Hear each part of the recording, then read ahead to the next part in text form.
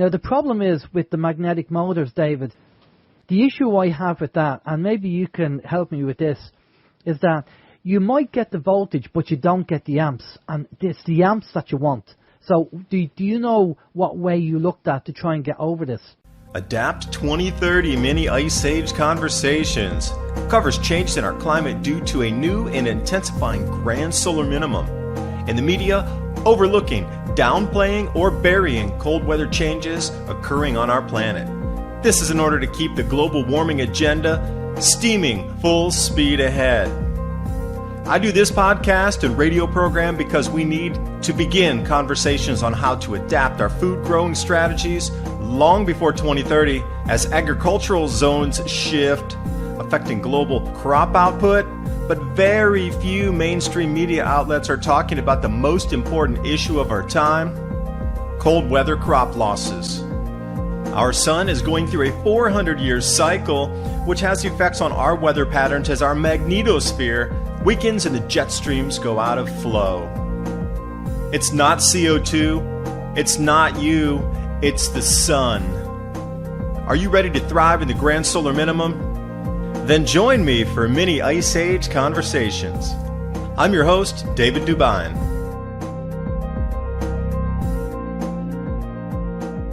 And of course, we got talking about that earlier, myself and David, and all of a sudden, I started talking about the Tesla switch because the idea of free energy is, to some people, it's a bit of a mystery and there's no such thing, but we know there is. And one of the things myself and Steve talked about in the past, using a flip-flop circuit in having two batteries. And basically, when one battery is charged, the other battery is charging, the other battery is being used, and when that used battery is finished, it flips over and the other battery is being used, and this cycle goes on for an electric car. But the problem is that the charge rate of one battery is going to be slower than the usage rate of the other. And unless the charge rate is the same as the usage or faster, it doesn't make sense, it's not going to work. So this was the kind of dilemma that we had. I was thinking about, how can we sort this? And then we got talking to a guy that myself and Steve know called Andrew. And Andrew happened to say to me, oh, you should look up a thing called the Tesla switch. And basically what the Tesla switch does is it charges the battery while you're using the battery at the same time. It charges other batteries. And so when you're in school, in your science class, your science teacher will tell you that if you have a bulb attached to a battery, when the battery goes down, the bulb will not work anymore because you've used all the power in the battery. And that's what they tell you in the classroom. But that's BS, because Tesla came up with a thing called the Tesla switch. And basically the Tesla switch, you can be using the battery and charging another set of batteries at the same time. So you have two sets of batteries. One set of batteries is set up in parallel and the other one is set up in serial. And while you're using a load like a light bulb, you're charging the other set as well. And when the serial batteries are wasted, you switch over and the whole process starts again. And there's one company that have been doing this. They tested it for 3 years. So I was saying to David that it's something that I want to do. I want to get 18650 batteries which are rechargeable and set this experiment up to test it, see whether it works. Because if it does and you can employ a relay circuit into it, basically you have charged batteries. You won't lose energy. When your batteries run down, well, they'll never run down because they'll be charging each other. So from a self-sufficiency point of view, it's so beneficial. So that's an experiment that's going to be on my list to do. But at the time, we had a lot of issues on Skype with interference when we were talking about that. So obviously, we're not getting it at the moment, so that's good. For people, if you want to check out self-sufficiency, if you want to check out that experiment, it's called the Tesla switch, and Nikola Tesla actually put this together. It's not me. It was just something that we were told. I checked into it and I thought, actually, this is plausible. And if you go to YouTube, you'll find a lot of people talking about this. So along with David's magnetic motor idea, using the magnetic energy to produce current. Now, the problem is with the magnetic motors, David, the issue I have with that, and maybe you can help me with this, is that you might get the voltage, but you don't get the amps. And it's the amps that you want. So do you know what way you looked at to try and get over this? Because I know that, getting the voltage is the easy part, is getting the amps is the hard part, and that's where the power comes from. But there was a guy, I don't know whether you know, but there's a free energy consortium globally in the world, and there was a Japanese inventor who created one of these magnetic motors. And they couldn't believe, they said, no, you're actually going against the law of physics. He said, I'm not, he said, because at the end of the day, I've produced this motor and I've sold 40,000 of them. I seen a short video of it years ago, and so the Free Energy Consortium flew over to him because they didn't believe him, and he showed them the magnetic motor, and he showed them, the laws of physics say you can't get more out than what you put in, but he was showing them, and they couldn't believe it. They were scratching their head going, what are you doing?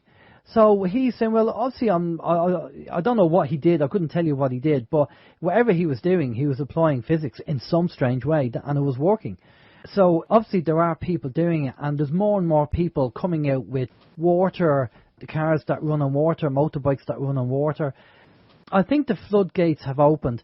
Gone are the days where Stanley Meyer with his H2O car, where he was poisoned, he was food poisoned. They brought him out and they poisoned his food in the early 80s, late 70s. Gone are them days, because I think there's so many people now that have access to the internet. There's so many people building stuff. They can't stop the floodgates from opening. I think now's the time to do it. And speaking of cycles, my new book with my co-author Bill Porter, Climate Revolution, a must-read for understanding our sun-driven climate. As we progress deeper into this new Eddy Grand Solar Minimum, weather extremes leading to global food scarcity and higher food prices are here now.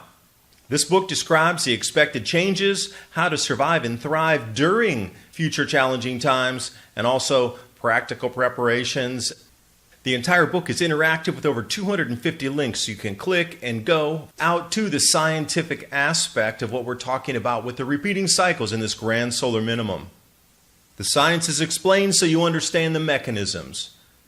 The solutions are there because we know we're going to face these exact same problems again that were faced in the Maunder minimum, the Sporer minimum, the Wolf minimum. Find designs for building greenhouses, grow guides, beam soil techniques, as well as bioreactors to create your own growth hormones for the soil. Available now, the new Adapt 2030 Climate Revolution. The link's in the description box below.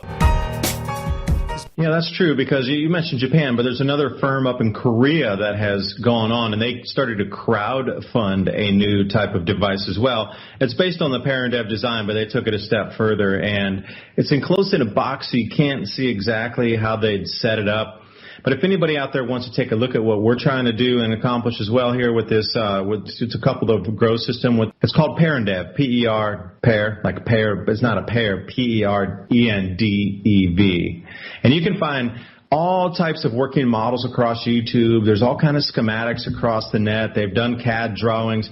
So you can really get into the nuts and bolts of how the batteries are spaced, 1814, how everything's angled to get it to push off at the right angular momentum inside the magnets, because if you put them vertical, they're not going to spin off each other. There's just so much information out there that I'm surprised more people aren't building this at like science fairs when they're kids in high school. I mean, if you have a decent machine shop and you have some magnets that you can order online, you could get something to spin for sure. Can you get that crankshaft to then bring something into an alternator, then push it out in a usable form of electricity? Yeah, that takes a little more work in the end there. But there is so much information out, and I'm really surprised that more of these motors aren't being built into mass production. Or you think some of these companies out there with billions of dollars for research labs would have at least put something together. It's a small unit could power a house. This is the whole thing. What they're doing in Korea, the thing was putting out like 10 kilowatts out of a little small box, and it was mobile. That would be ideal for any house. But here's the thing. We know that they have the free energy devices to roll out, and people ask for the free energy devices, but you have to think about it. And this is coming from speaking to Thomas from Truth, Honor, Integrity and the Foundation. Somebody brought out a free energy device that you could bolt onto your house, and then you wouldn't need the electricity board or the electricity company. Then all these people would be made redundant, and it would create mass unemployment. And so what the Foundation are kind of saying is that, yes, we'll roll out the technology, but it has to be done in a way where the people don't lose their jobs, because there's families there involved and there's mortgages involved and everything else. And that wouldn't be right to do that. It would be irresponsible to do that. So what you do is, when you start setting up the company to roll these devices out, you hire the people that work for the electricity company and bring them on board with the new company, and then gradually build up the new company to do it. And that way, you're creating the same employment and you're bringing people on and they're not losing their jobs. And that's the best way to do it.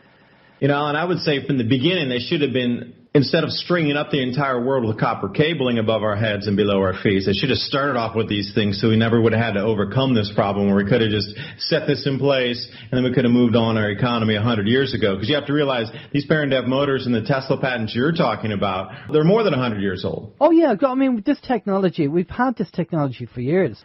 And we know about Tesla wanting to give free energy to the world with the tower that he was building, and then JP Morgan pulled the plug when they realized that he wanted to give it away for free. So, I mean, most people know the history of Tesla and the whole thing. So it was pure greed. That's it. It was pure greed on the powers that be. They wanted to charge people for the energy and then give it away free. And yeah, we have copper cables everywhere. Tesla was demonstrating free energy on the White House lawn in 1902. So we've had electric cars since the 1800s. 1880s, yeah. Exactly. Those electric cars in the 1880s, can you believe that? And look at we've almost made no progress. We've actually gone back in progress. 1880 is when they had the first electric cars, and now we're 140 years later, and we're still barely getting it together. That's it. Apparently we can send rockets to the moon and satellites out to outer space, but just can't get past that 140-year-old combustion engine. We just can't get rid of that for some reason. I wonder it's got to do with the petroleum companies and the oil companies. But then that's a story in itself, the whole idea of the prohibition in the early 1920s in America, because people were beginning... they realized that the petrol was expensive, so they start bootlegging the alcohol, because they knew they could use pure alcohol in the cars. So there's a great documentary out there called Who Killed the Electric Car? It's on YouTube. And they said that the oil companies were behind the prohibition to stop people making alcohol to fuel their cars, and they did it for that period of time until it got into people's minds, into the psyche, that they had to pay money for petrol. And then once people kind of got used to doing that and accustomed to buying petrol for their car, the prohibition ended. So if you haven't seen it, it's a great documentary for everybody to watch. It's on YouTube. It's called Who Killed the Electric Car? And even GM turned around and they produced electric cars, and they stopped them. They leased them out to people, and a couple of Hollywood stars took the lease and used the car, and GM said, right, we need to get the cars back, and they offered to buy the car off them, and GM said no, took the cars back and crushed them. And they said, why did you do that? The cars were brilliant. And GM said, no money in it at all. The aftermarket parts and the maintenance for the cars was so small, they wouldn't make money on it, so they crushed the cars. So, if that answers the question of why we're still using petrol-based cars, combustion engine, is because it's all about the money. They've had this technology for years.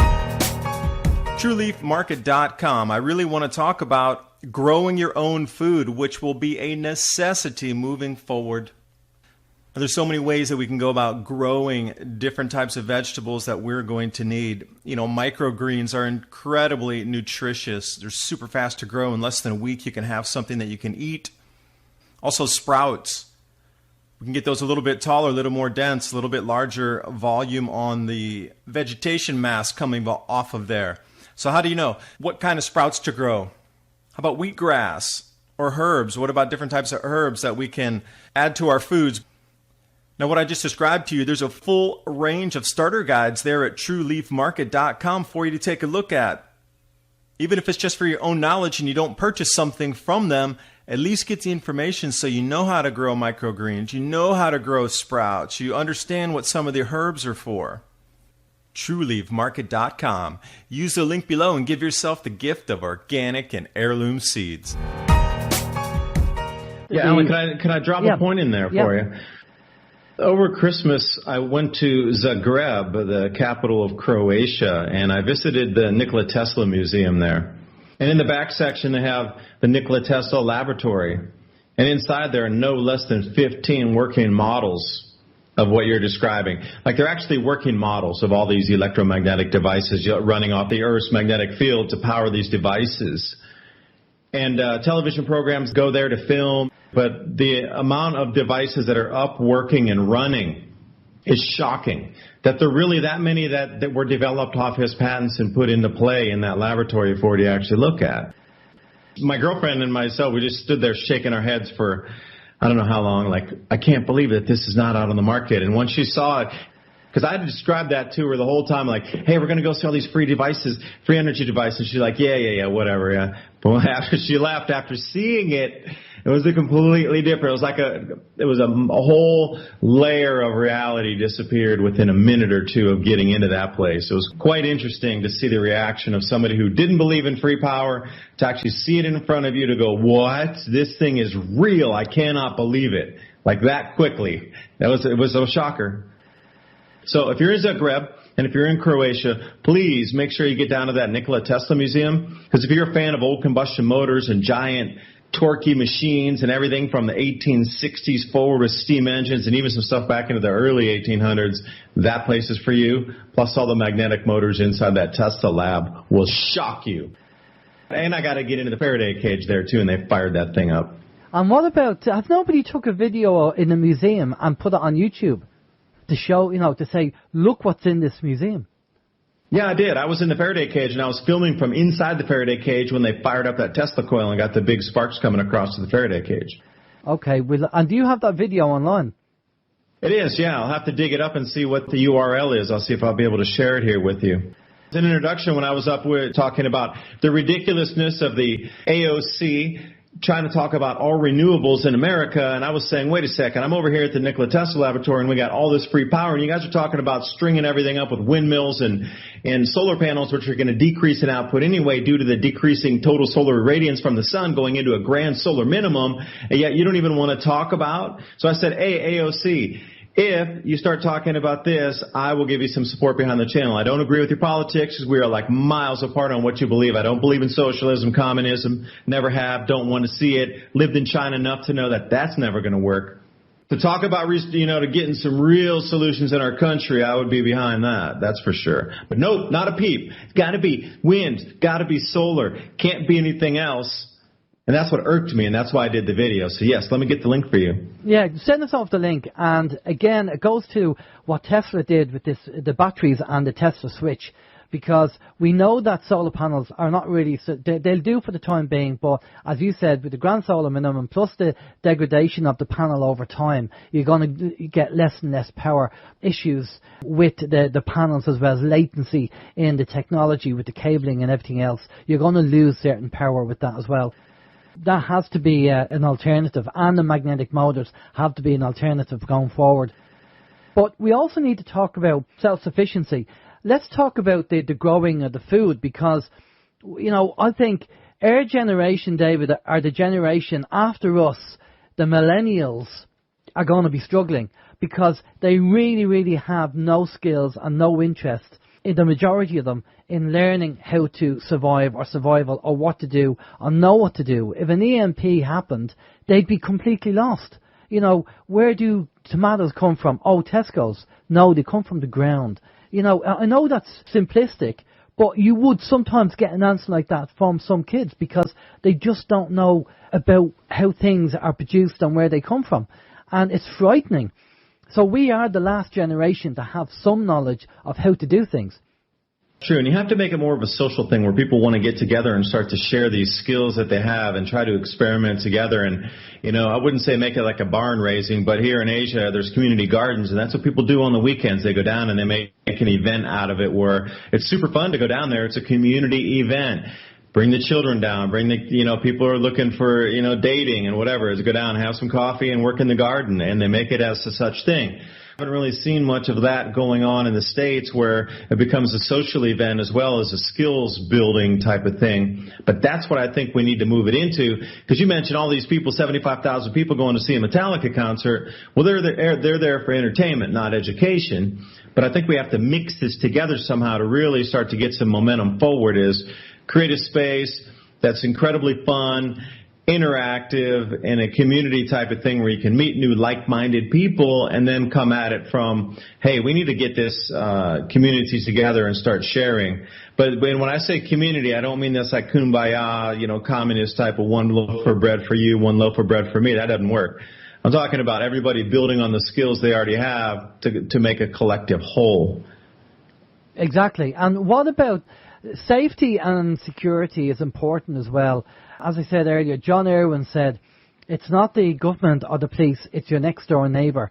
So that also has to be considered. People need to be aware that if your next door neighbour, if something happens, and we're well overdue for a CME or a Carrington effect from 1859, we're well overdue for one of them. And if we do have a CME or an EMP and it happens, we could be down for months.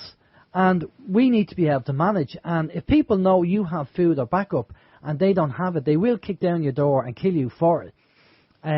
So it's important that people need to have some kind of plan should that happen. That's true, and that's the reason I do my channel, is I understand that exact same thing, and the more message that's out there to try to get more people prepared and get ready for this idea. And also, I want to explain with the CME, and like the whole planet's not going to go down at the same time. No. Well, whatever part of the planet is sun-facing at the time that energetic event hits will go down. But it depends on what the duration is. Is it a 2-hour event, a 4-hour event, an 8-hour event, and how our world's spinning as to which power grid goes down. But when you're down, instead of coming and fighting for the food, if we were all prepared or even more prepared, we're able to like an instant action plan to get together and start getting into this mitigation or these kind of emergency measures. Because I live in an earthquake and a typhoon zone. And when you know these typhoons are coming, everybody goes into action. It's kind of like they've already been pre-programmed. They know what to do, what to go buy. So there's no massive running to the stores and people gouging each other with cans. Everybody's very contained. Everybody's got emergency supplies in their house just because you're in an earthquake zone. They're also with the typhoon, so everybody knows these things happen, and it's not a matter of if, but when. So at least the basic of the basics of having enough food for at least 2 weeks and water in your house, that's the bare minimum everybody, at least in Taiwan, has. They just understand it. So this is the kind of premise we need marching forward, is these events are here with the food growing, and if you look at the crop production this year, it's going to be dismal. And that's a nice word for it. But people understand that, okay, dismal planting this year, food prices up, economy's going to shrink, economy's going to get rediverted into other sectors, great. But what can we do so then next year, when the food planting is going to be even less than this year, all right, now we need to start getting ready. Like, what skills do you have? And it's not about just growing the food, too. That's the misnomer. We're going to have to store the food. We're going to have to process the food to get it ready to store it. And what kind of skill sets do people have of drying something or making a solar dryer out of nothing? I mean, you talked about nobody being ready. You can grow these tomatoes. You can grow the lettuce. You can grow the fruit. Then what? You can only eat so much of it before it starts to go rotten unless you know how to prepare it. And again, that facet of learning together and getting out as a community, and a bunch of hands doing this is going to be way easier than myself sitting there and cutting like 2 tons of apples. So it's a community thing. Yeah, and I think that's what has to be done. I think people need to get together for protection as well as helping each other. We need to go back to community. Now, over in America, this climate change, what's happening? Why are they having so many all at one time? Well, the peer-reviewed research is out there. I mean, you just have to look in the right place, and the media is not even looking or even asking the questions as to where to look. Because myself and the whole crew that's involved in the Grand Solar Minimum is saying, hey, you got to look at the cosmic rays because they're exciting the silica-rich magma chambers across the planet. And as we march forward with way more cosmic rays than we're getting now, you can expect these volcanoes to start popping off at much more, more ferocious eruptions than we're getting at the moment. Because they just had, 3 VEI 3 pluses all together, different locations around the world. The ash clouds going up, between 45 to 70,000 feet off these 3 volcanoes. There was one in Russia, one down in Indonesia, and then the one over in Mexico. But they were all VEI 3 plus. Now we're starting to get up to the 4s now. When we get up to the 7s, that's the end of global agriculture. And every single grand solar minimum, there's at least one VEI 7. Now, is it stepping down into the grand solar minimum? Is it at the bottom? Or is it coming out of it? As you looked at the time series, there's nothing that we really know as we can pinpoint it. It's so all over the place as to coming in, bottom, or going out. So we know it happens, but it's just really hard to forecast when it's going to happen on the timeline of this intensification or let up of the grand solar minimum. But it's going to happen. So, if you hear of a VEI 7, you're going to have to stop what you're doing at that moment and just stop what you're doing because it's an emergency situation. Your house might not be covered in ash, but the global delivery system is going to have a very difficult time operating because there's going to be such a mad rush to get all the food. So my contention was this, and I want to clarify this as to why I would say stop what you're doing, get as much money out of the bank as you can, and go rush and buy as much food as you can. Now, just to clarify, that is selfish, and I understand that. The reason I would say that is because none of the governments across the planet are warning us or telling us to work together to get ready for this, so you are absolutely on your own.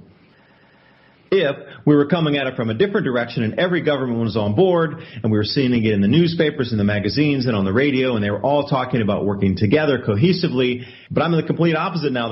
There is no information forthcoming for us to get ready for this, so you're definitely on your own. And that'll be a thing of talk shows, and then once people get it, they're going to understand it. And at that point, it's going to be way too late for you to get everything. This video is brought to you by our friends at TrueLeafMarket.com. Heirloom and organic seeds for any grow zone on our planet.